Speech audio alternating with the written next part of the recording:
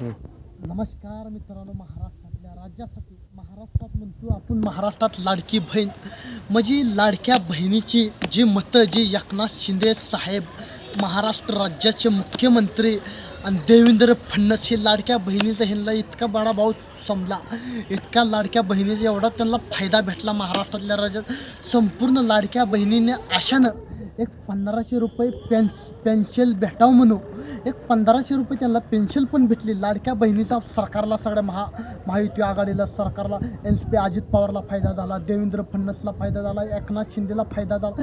मग ह्यांनी लाडक्या बहिणीसनी योजना काढल्यानंतर ह्यांना इलेक्शनच्या टायमाला सगळ्या लाडक्या बहिणींना कान्याकोपऱ्यात लाडक्या बहिणीनं ह्यांना सगळं मतदान केलं, ह्यांना जिंकवलं. मग महाराष्ट्रातल्या राज्यासाठी म्हणते, महाराष्ट्रातल्या कोण्यासाठी कुठलं पण सरकार येईल. आता लोकशाही लय झाली, हुकुमशाही लय झाली. कुठलं का सरकार येऊन गोरगरिबांसाठी, महाराष्ट्रातल्या जनतेसाठी, महाराष्ट्रातल्या कोण्यासाठी, हिंदुत्वासाठी ही चांगली कामं हो, चांगलं कार्य हो, ही गरिबांसाठी, गरिबावरनी भ्रष्टाचार होऊन. पण लाडक्या बहिणीचा ह्यांना फायदा मिळाला, उपयोग झाला. ह्यांना लाडक्या बहिणीचा असा फायदा नाही झाला, उपयोग झाला. पण ह्याने डायरेक्ट पैसे अकाउंटवर त्यांनी पाठवलं. लाडक्या बहिणीचं ह्यांना अकाउंटवर पैसे पाठवलं. सगळ्या लाडक्या बहिणीने ह्यांना मतदान केलं.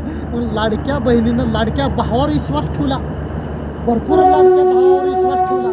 लाडक्या बहिणीनं भरपूर लाडक्या भावावर विश्वास ठेवला. मग लाडक्या भावाला निवडून दिलं तुम्ही आणून, लाडक्या भावाला तुम्ही निवडून दिलं. एक सामान्य युट्यूबर चांगदेव जाधव जनतांसाठी लढणारा, जनतांसाठी भाषण करणारा, जनतांसाठी कुठं अन्याय होईल, कुठं भ्रष्टाचार होईल तिथं मी मामले घेतलं, तिथं मुद्दे घेतलं.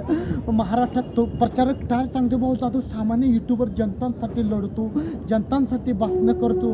मग ह्यांचं सरकार कोण काय येणार निवडून, आपल्याला काय करा. महाराष्ट्रात जनतांचा विकास व्हायला पाहिजे, गोरगरिबांना मदत व्हायला पाहिजे, गोरगरिबावरती भ्रष्टाचार होणे. मी एवढं सांगतो महाराष्ट्रातल्या राज्यासाठी. जय हिंद, जय महाराष्ट्र.